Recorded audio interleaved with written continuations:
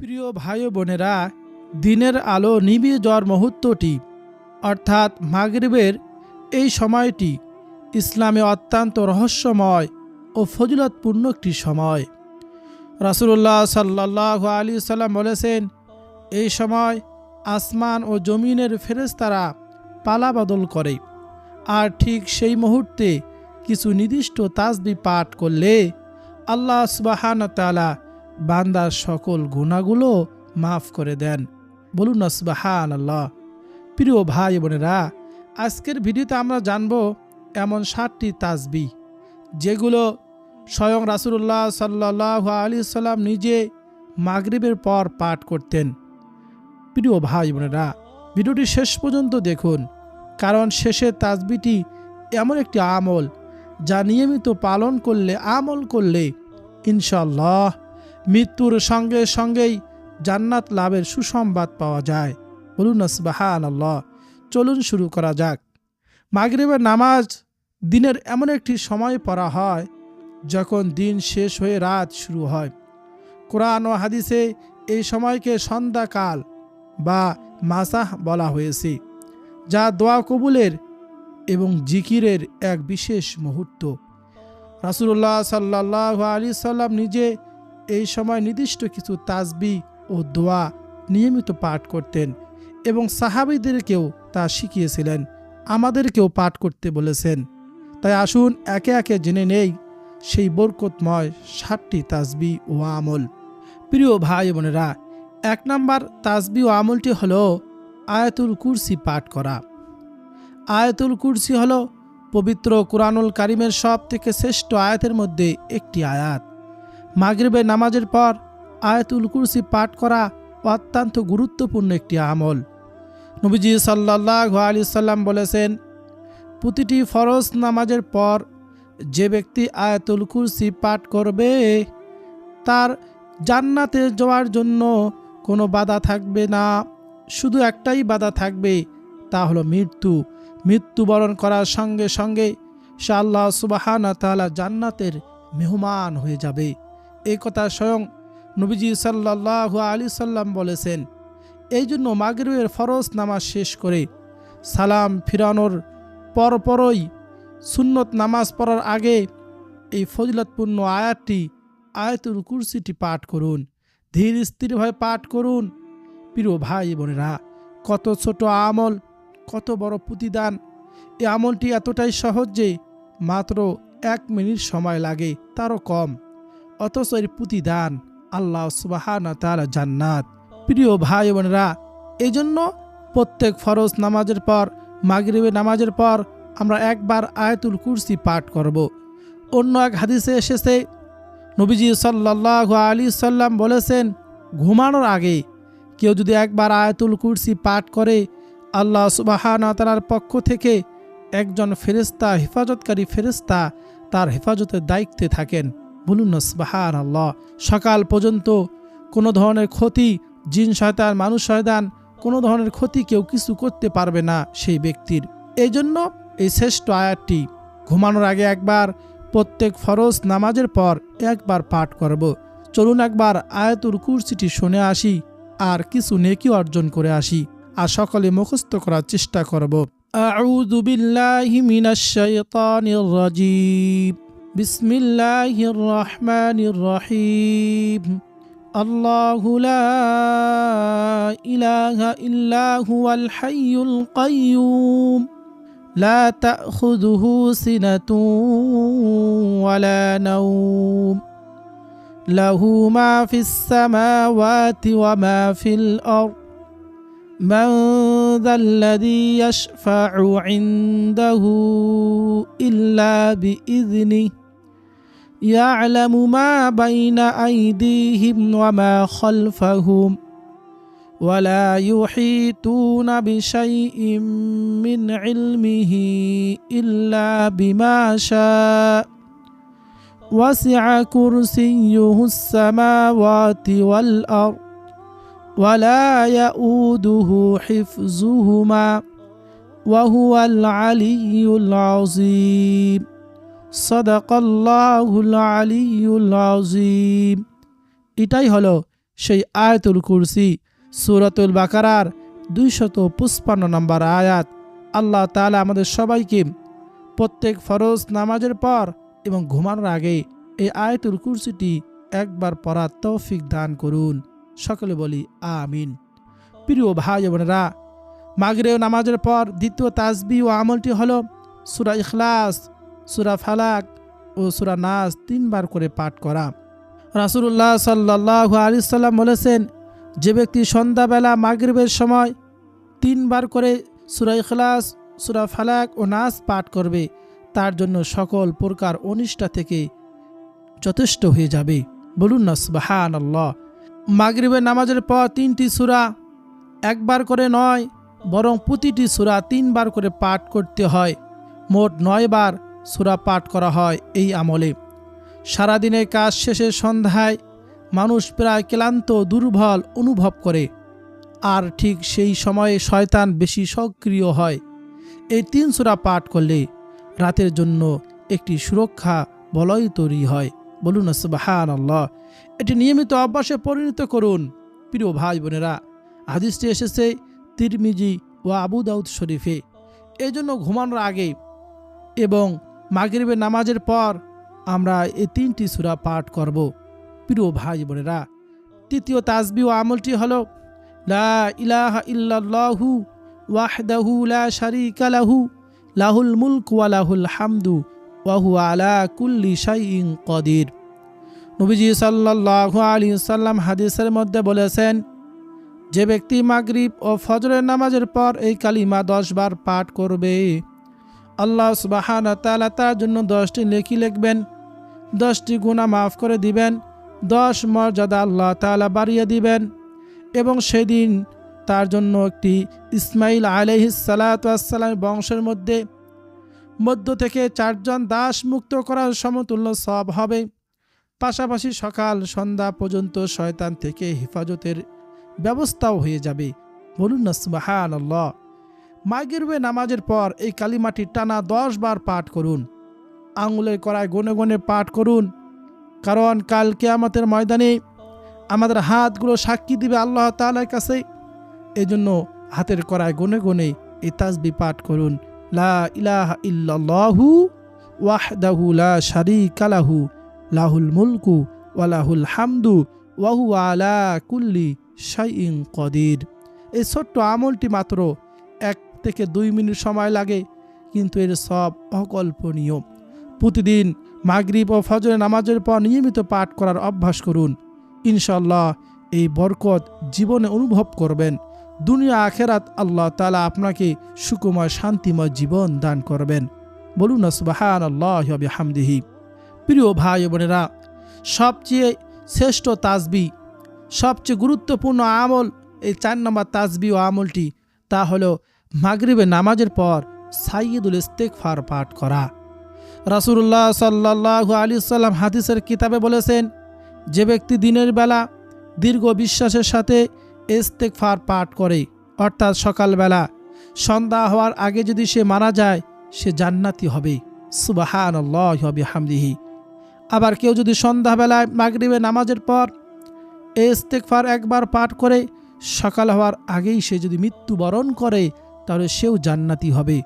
এই কথা স্বয়ং বলেছেন আমার নবী, বিশ্ব নবী, আখিরি নবী, নবী মুহাম্মদুর রাসূলুল্লাহ সাল্লাল্লাহু আলাইহি সাল্লাম।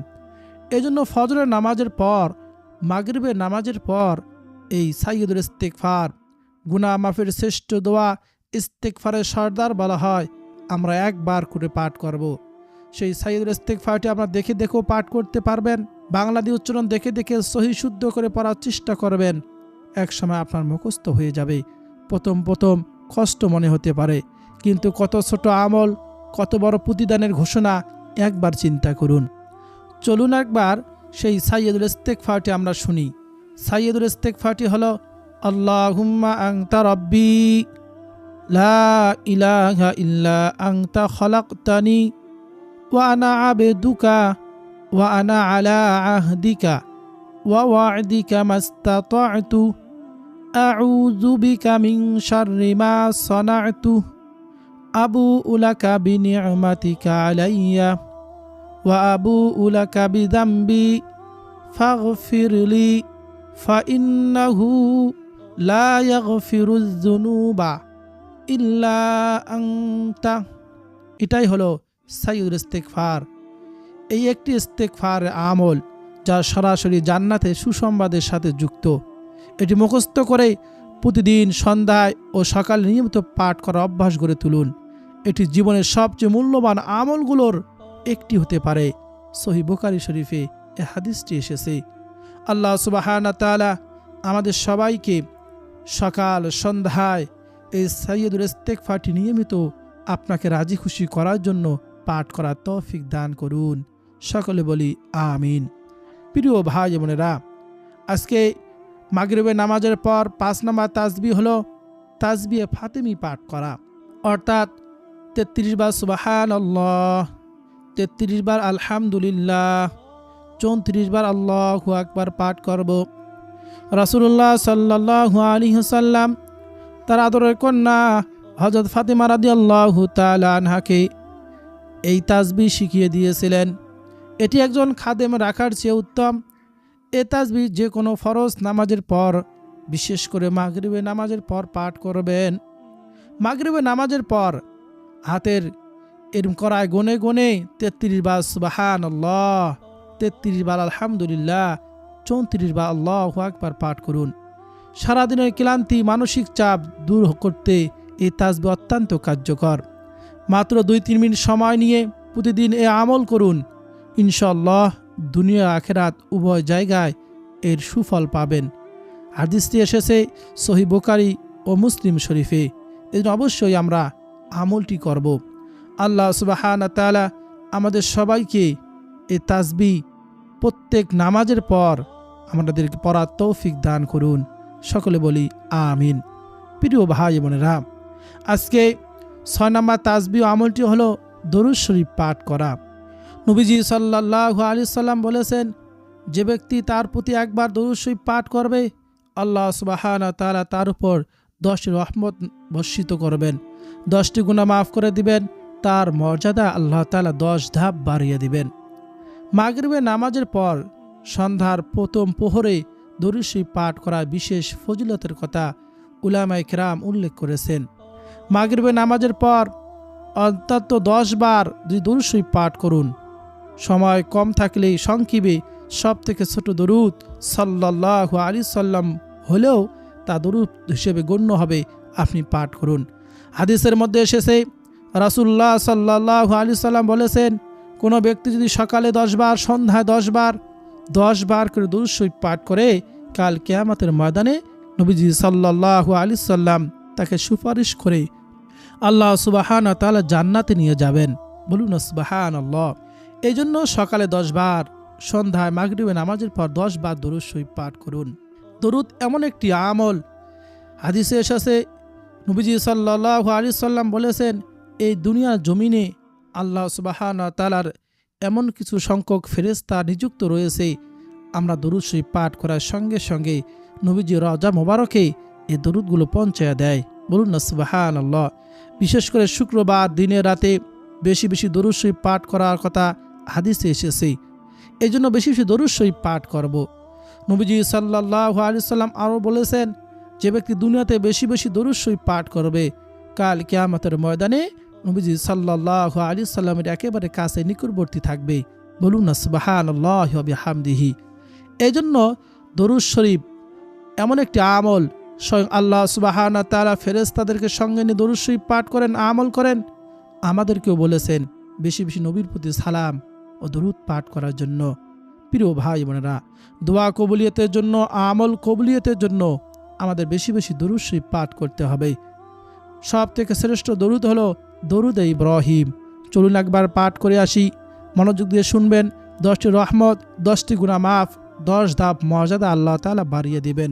কত সময় আমরা অযথা নষ্ট করি, গান, সিনেমা, ফেসবুকে, টিকটকে আমরা নষ্ট করি। চলুন একবার নবীর প্রতি দরুদ পাঠ করে আসি।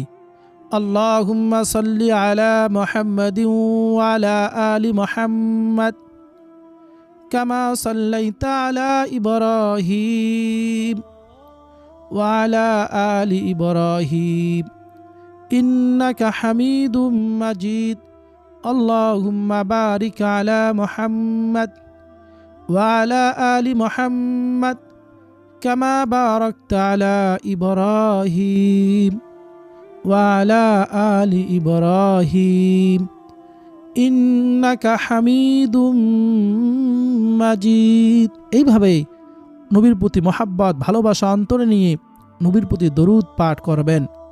দরুদ শরীফ এমন একটি আমল, দরুদ শরীফ পাঠ করলে অভাব অনটন দূর হয়, রিজিকে বরকত আসে, এইরকম আমলের মধ্যে বরকত আসে। দরুদ শরীফ বেশি বেশি পাঠ করার অভ্যাসে পরিণত করুন। হে আল্লাহ, আমাদের সবাইকে সকাল সন্ধ্যায় এবং সারাদিন বেশি বেশি নবীর প্রতি দরুদ ও সালাম পাঠ করার তৌফিক দান করুন। সকলে বলি আমিন। প্রিয় ভাই বোনেরা, সর্বশেষ 7 নম্বর তাসবিহ ও আমল হলো, এরকম সন্ধ্যাবেলায় আমরা এই দোয়াটি, এই তাসবিহটি পাঠ করব। তা হলো আমসাইনা ওয়া আমসাল মুলকু লিল্লাহ আলহামদুলিল্লাহ লা ইলাহা ইল্লাল্লাহু ওয়াহদাহু লা শারীকা লাহ। রাসূলুল্লাহ সাল্লাল্লাহু আলাইহি ওয়াসাল্লাম সন্ধ্যাবেলা এই দোয়াটি পাঠ করতেন, যার অর্থ হলো আমরা সন্ধ্যায় উপনীত হলাম এবং সমস্ত রাজত্ব আল্লাহর জন্য সন্ধ্যায় উপনীত হলো। সকল প্রশংসা আল্লাহর জন্য, তিনি ছাড়া কোনো উপাস্য নেই, আর তার কোনো শরিক নেই। এ দোয়ার মাধ্যমে বান্দা আল্লাহর একত্ববাদ, সার্বভৌমত্বের স্বীকৃতি প্রদান করে, যা সন্ধ্যাকালীন সবচেয়ে গুরুত্বপূর্ণ জিকিরগুলোর একটি। এই জন্য নবীজি এই দোয়াটি, ইস্তিগফারটি পড়েছেন, নবীজি এই তাসবিহটি পড়েছেন, আমরা পড়ব।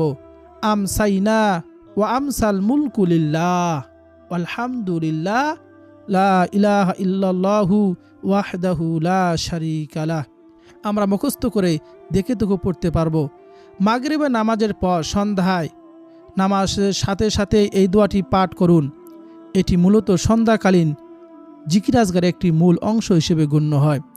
প্রতিদিন সন্ধ্যায় এই দোয়া পাঠ করলে অন্তরে আল্লাহ তাআলার প্রতি নির্ভরতা, কৃতজ্ঞতাবোধ বৃদ্ধি পায় এবং আমরা বেশি বেশি এই দোয়াটি পাঠ করব। তাছাড়াও আমরা সন্ধ্যাবেলায় 3 বার পাঠ করব, বিসমিল্লাহিল্লাযী লা ইয়াদুররু মা ইসমিহি শাইউন ফিল আরদি ওয়ালা ফিস সামাই ওয়া হুয়াস সামিউল আলিম। আমরা যে 3 বার এই দোয়াটি পাঠ করতে পারি সকাল সন্ধ্যায়, আল্লাহ সুবহানাহু ওয়া তাআলা সকল ধরনের ক্ষতি থেকে, অ্যাক্সিডেন্ট থেকে, অপমৃত্যু থেকে, পানি আগুনের ক্ষতি থেকে আল্লাহ তাআলা আমাদেরকে হেফাজত করবেন। তা হলো বিসমিল্লাহিল্লাযী লা ইয়াদুররু মা ইসমিহি শাইউন ফিল আরদি ওয়ালা ফিস সামাই ওয়া হুয়াস সামিউল আলিম। তারপর 3 বার পাঠ করব, আল্লাহুম্মা আজিরনি মিনান নার, আল্লাহুম্মা আজিরনি মিনান নার। আমরা 7 বার পাঠ করব।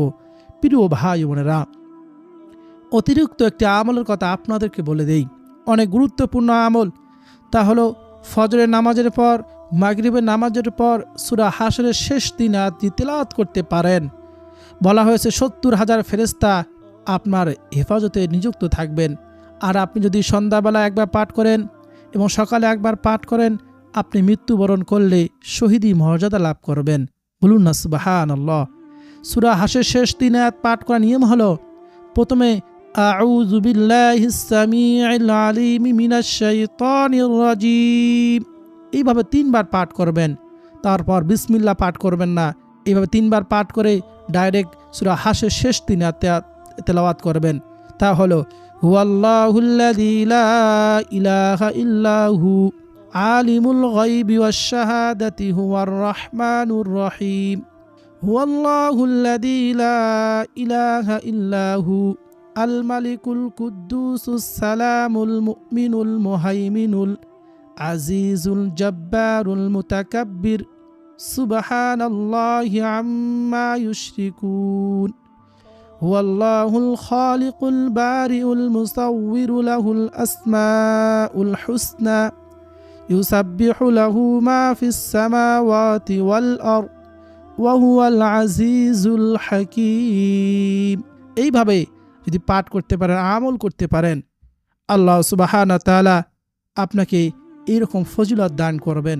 প্রিয় ভাই বোনেরা, আমরা দুনিয়ার জন্য, দুনিয়ার মহাব্বতে পড়ে পরিবারের জন্য আমরা কত কষ্ট করি। কিন্তু যেখানে চিরস্থায়ী থাকতে হবে, যে জীবনের শুরু আছে শেষ নেই, সেই জীবনের জন্য আমরা কতটুকু চেষ্টা করতেছি, আমল করার চেষ্টা করি। এই জন্য আখিরাতের কথা স্মরণ করে সকাল সন্ধ্যা যদি কিছু সময় আমাদের আখিরাতের জীবনের জন্য আমরা দিতে পারি, কাল কিয়ামতের ময়দানে আমাদের জন্য এগুলো নাজাতের কারণ হবে। তো আবার দুনিয়াতে আল্লাহ তাআলা এইরকম টেনশন মুক্ত জিন্দিগি দান করবেন, পেরেশানি মুক্ত জিন্দিগি দান করবেন। আল্লাহ সুবহানাহু ওয়া তাআলা অভাব অনটন দূর করে দিবেন, বিপদ আপদ দূর করে দিবেন, আমাদেরকে সম্মানের জিন্দিগি, সুখময় শান্তিময় জিন্দিগি দান করবেন। যারা সকালে ঘুম থেকে উঠে ফজরের নামাজ পড়ে কিছুক্ষণ জিকির আজকার করে, আমল করে, কোরআন তেলাওয়াত করে, তাদের দিন কত সুন্দর কাটে। যারা নিয়মিত আমল করে তারাই এর মজা জানে। আবার সন্ধ্যাবেলা যদি কেউ এই জিকির আজকার করে, আমল করে, নবীজির সুন্নতি আমলগুলো করে, তারা জানে তার রাতটি কত সুন্দরে কাটে। এই জন্য অবশ্যই আপনি নিয়মিত আমল করুন, দেখবেন কত মজা। আল্লাহ সুবহানাহু ওয়া তাআলা আমাদের সবাইকে যেন এই আমলগুলো, তাসবিহগুলো নিয়মিত আমল করার তৌফিক দান করেন। হে আল্লাহ, আমাদের সবাইকে সে তৌফিক দান করুন। কোরআন হাদিস বুঝে শুনে সঠিকভাবে আমলগুলো করার তৌফিক দিন।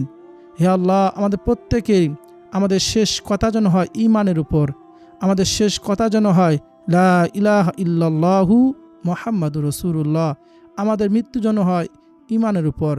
হে মাওলাই করিম, হে আল্লাহ, আমাদের সবাইকে সে তৌফিক দান করুন।